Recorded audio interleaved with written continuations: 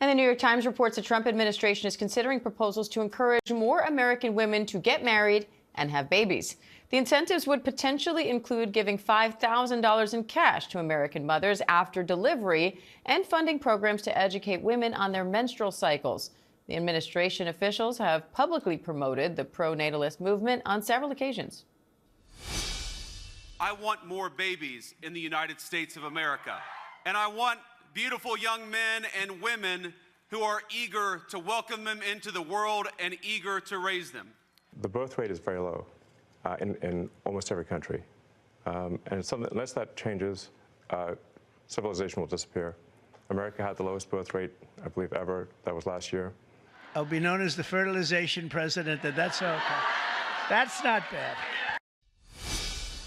And New York Times reporter Caroline Kitchener joins me now to talk more about this. Caroline, thanks for coming on. I know you did a deep dive on this topic. So what else can you tell us about these potential incentives and the overall goal here?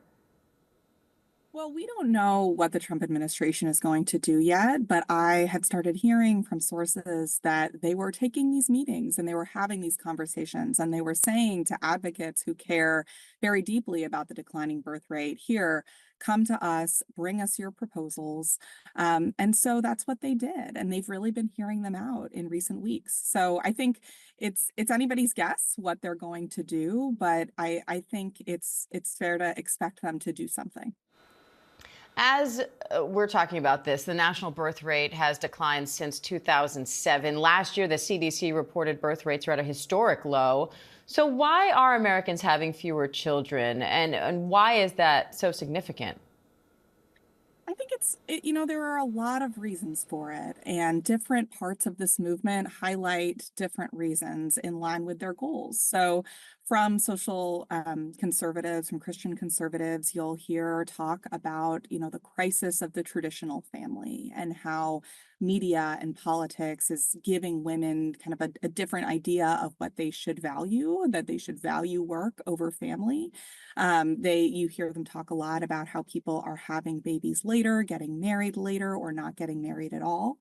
And that's a really big concern for a lot of people that are very close to President Trump and this administration. You say the desire to increase funds to help mothers and babies could collide with other administration priorities. What do you mean by that? Well, we've seen big cuts in a lot of these agencies that are very relevant to some of these goals. For example, in the Department of Health and Human Services, we saw massive cuts to the Division of Reproductive Health. Now, that's something that's the IVF division was within that part of the department, and yet you've heard Donald Trump say, I am the fertilization president, I am the father of IVF, and making really big promises in that area. But yet you see these cuts. So I think we have to see how these priorities align with DOGE and potential cuts that we have seen and that we could see going forward. All right, New York Times reporter Caroline Kitchener, we appreciate your time today, Caroline. Thank you.